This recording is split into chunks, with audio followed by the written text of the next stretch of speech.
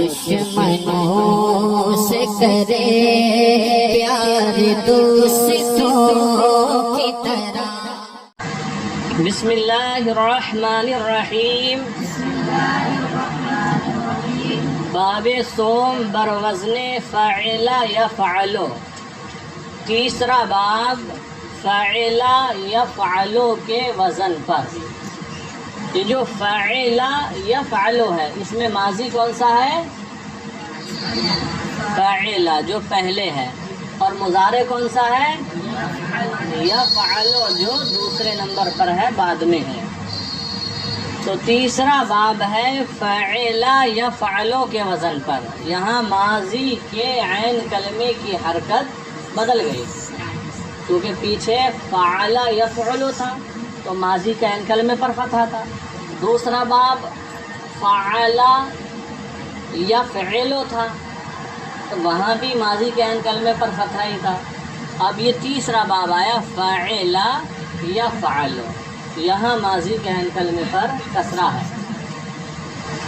تیسرا باب فعل یفعل کے وزن پر بے کسر العین فی الماضی، ماضی میں عین کلمے کے کسرے کے ساتھ، وفتحہا فی الغابر، اور مضارع میں عین کلمے کے فتحے کے ساتھ۔ مصدر دیا ہے چوں السمع والسماع، جیسے السمع والسماع شنیدن سننا، وگوش فراداشتن، اور کان لگانا یا توجہ سے سننا، کان لگانا یا توجہ سے سننا۔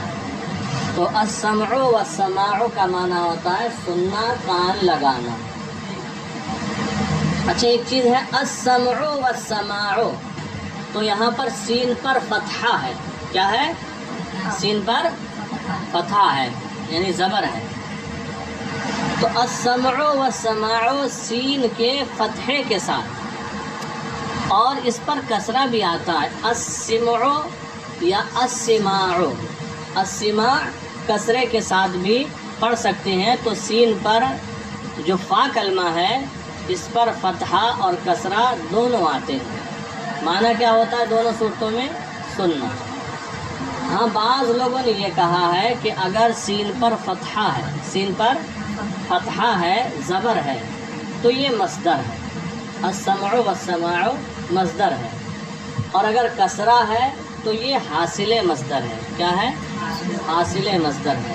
جیسے مارنا سے آتا ہے پٹائی، مارنا سے پٹائی، پیٹنا، پیٹنے سے پٹائی، یا کھانے سے کھلائی، ہنسنے سے ہنسی، وغیرہ وغیرہ الفاظ آتے ہیں۔ یہ حاصل مصدر ہوتے ہیں جو آپ نے تفصیلی مصادر میں پڑھے ہوں گے۔ تو بعض نے یہ کہا ہے کہ سین کے فتحے کے ساتھ ہے تو یہ مصدر ہے، اور سین کے کسرے کے ساتھ ہے تو حاصل مصدر ہے۔ اسی طرح اسی کا مصدر آتا ہے سماع، سماعت، سماعیت، اس کا معنی بھی ہوتا ہے سننا۔ بہرحال شنیدن سننا، و گوش فراداشتن، اور کان لگانا۔ تصریف ہو اس کی گردان، سمع یسمع سمعا فهو سامع، وسمع يسمع سمعا فهو مسموع، الامر منه اسمع والنهي عنه لا تسمع، الظرف منه مسمع والآلة منه مسمع ومسمعة ومسماع، وتثنيتهما مسمعان ومسمعان، والجمع منهما مسامع ومساميع، أفعل التفضيل منه أسمع والمؤنث منه سمع، وتثنيتهما أسمعان وسمعيان، والجمع منهما أسمعون وأسامع وسمع وسمعيات۔ یہ آپ کی گردان ہوئی صرف صغیر ہوئی، صرف صغیر۔ ہم صیغوں کی وضاحت کر چکے ہیں پچھلے اسباق میں، لہٰذا اب ہمارے سوال ہوں گے اور جواب آپ کی طرف سے آنا چاہیے۔ سمع کون سا فعل ہے؟ فعل ماضی، معروف ہے کہ مجہول؟ صیغہ کون سا ہے؟ سمع کا ترجمہ کیا ہوگا؟ سنا اس ایک مذکر نے، یسمع کون سا فعل ہے؟ صیغہ کون سا ہے؟ معروف ہے کہ مجہول؟ ترجمہ کیا ہوگا؟ سمعن کیا ہے؟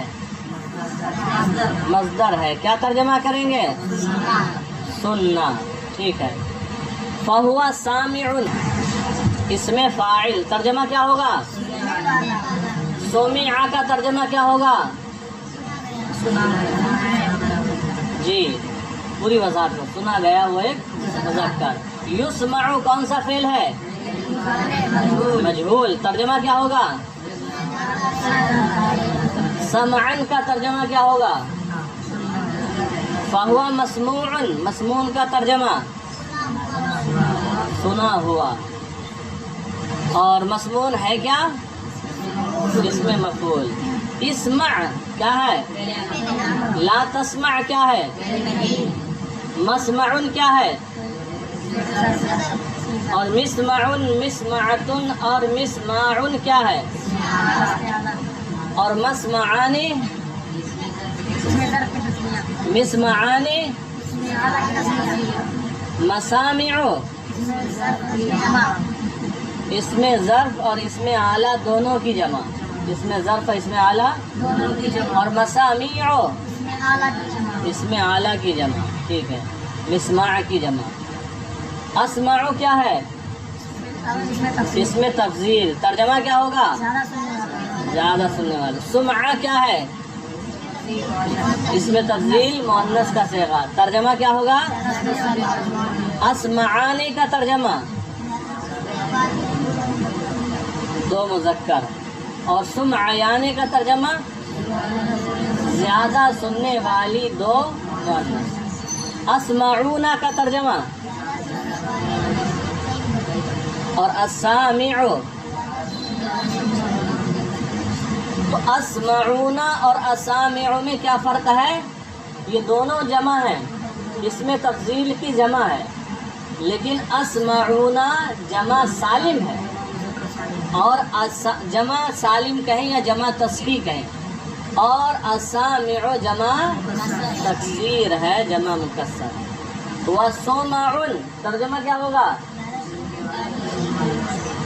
زیادہ سننے والی کئی مؤنث، اور مؤنث ویسے بھی زیادہ ہی سننے والی ہوتی ہے، تھوڑا زیادہ ہی سن لیتی ہے۔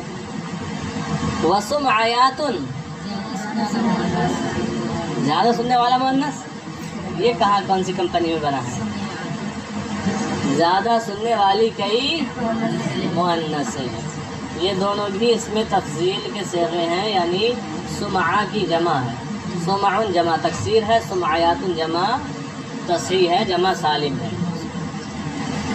تو یہ جو صیغے ہیں آپ ان کی اچھے طریقے سے پہچان کر لیں، اس لیے ہم ان کی وضاحت کر دیتے ہیں۔ پھر جیسا صاحب کتاب کا طریقہ ہے کہ آخر میں کچھ مصدر دیتے ہیں اور ان کا معنی بیان کرتے ہیں۔ دیکھیں، العلم دانستن جاننا، العلم جاننا، الفہم دریافتن، الفہم کا یہ تو تم خود سے بتا رہے ہو، دریافت کرنا، معلوم کرنا، سمجھنا، الفہم سمجھنا، ہمیں کوئی بات نہیں معلوم ہے، آپ کو سمجھ میں نہیں آ رہی ہے تو آپ ہم سے سمجھ سکتے ہیں، سمجھتے ہیں۔ الفہم سمجھنا، الحفظ نگاہ داشتن، الحفظ کا معنی یاد کرنا یا محفوظ رکھنا، یاد کرنا، محفوظ رکھنا۔ الشہادت گواہی دادن، گواہی دینا، دوسرا کلمہ شہادت مانے، یہ تو بہت پڑھا ہوگا،